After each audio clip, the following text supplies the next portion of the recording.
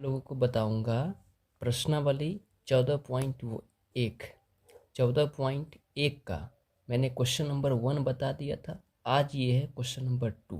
Question number 1 में जो भी माध्य निकालना था वो मैंने आप लोगों को बता दिया। आज है आप लोगों को मैं बताऊंगा क्वेश्चन नंबर 2। क्वेश्चन नंबर 2 में भी माध्य निकालना है। आपको बताए थे कि यहाँ पर कुछ भी हो सकता है। यहाँ पर दैनिक दैनिक मजदूरी है, यहाँ पर रुपयों में, कभी कभी महिलाओं की संख्या, कभी कभी कुछ भी रहेगा, घरों की संख्या। तो यहाँ पे घबराना नहीं है।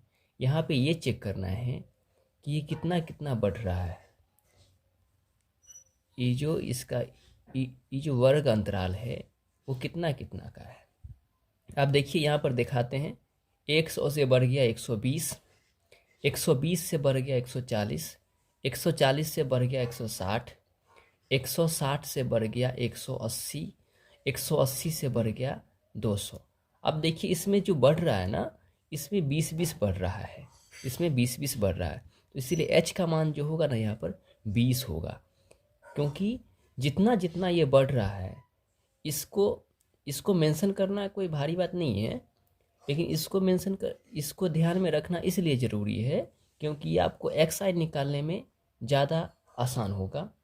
क्योंकि xi ऐसे निकालते हैं कि ये दोनों संख्या को जोड़ देते हैं, ये दोनों संख्या को जोड़ देते हैं और दोनों को जोड़ने के बाद आधा कर देते हैं।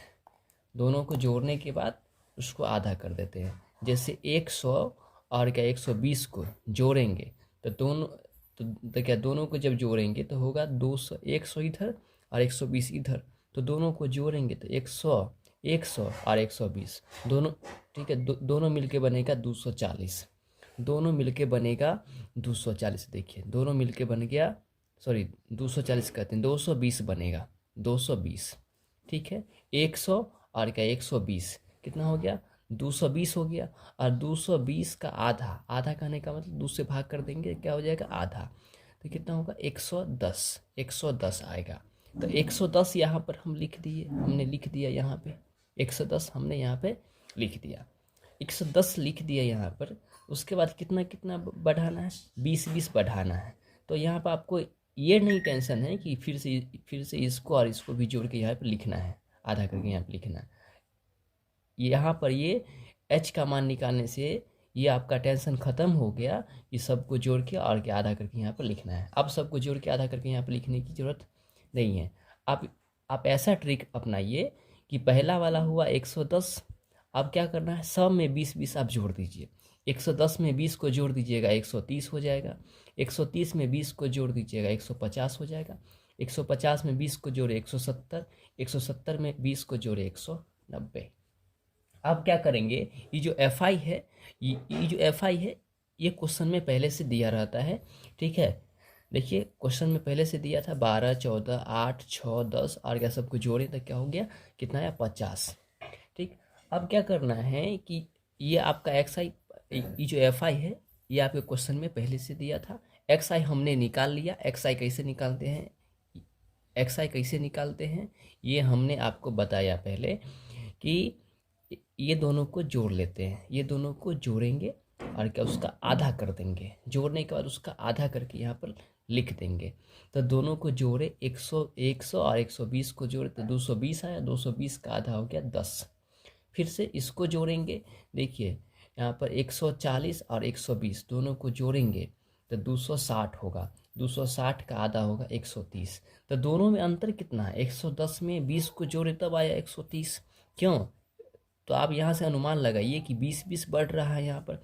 जब यहाँ पर 20-20 बढ़ रहा है तो हम क्या करेंगे, यहाँ भी क्या करेंगे 20-20 बढ़ा के लिख देंगे।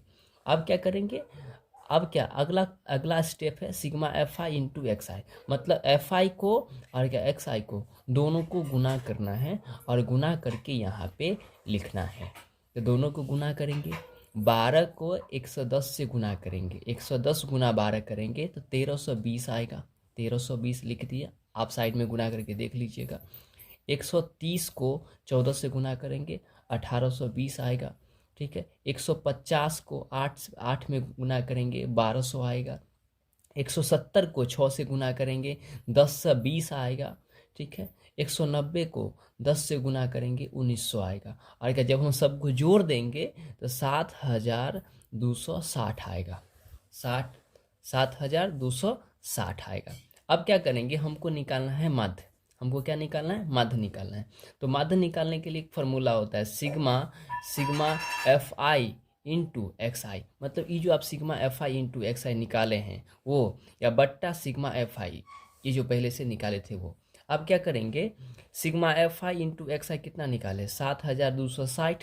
तो ऊपर में लिख देंगे 7200, जहाँ पर ये है उसके ऊपर में लिख देंगे 7260। और क्या बट्टा में था 50। सिग्मा एफ आई कितना है, एफ आई का वैल्यू कितना है, देखिए यहाँ 50 है, तो बट्टा में क्या कर देंगे 50। अब देखिए 1 0 से 1 0 कट गया, कटेगा तो काटेंगे। अब 1 0 से 1 0 कट गया तो बचा क्या, अब 726 बचा। 7 2 6 726, या बट्टा में बच गया 5। 726 में 5 से भाग करेंगे तो आंसर मेरा आएगा 145.2 आंसर आएगा। तो आपका जो माध्य होगा वो माध्य का आंसर यही होगा। आप देख लीजिएगा एनसीईआरटी बुक से आंसर मिला लीजिएगा, आप देख लीजिएगा आंसर बिल्कुल यही होगा। 145.2 आंसर आएगा। ठीक है, तो मिलते हैं फिर से अगले वीडियो में, तब तक के लिए धन्यवाद।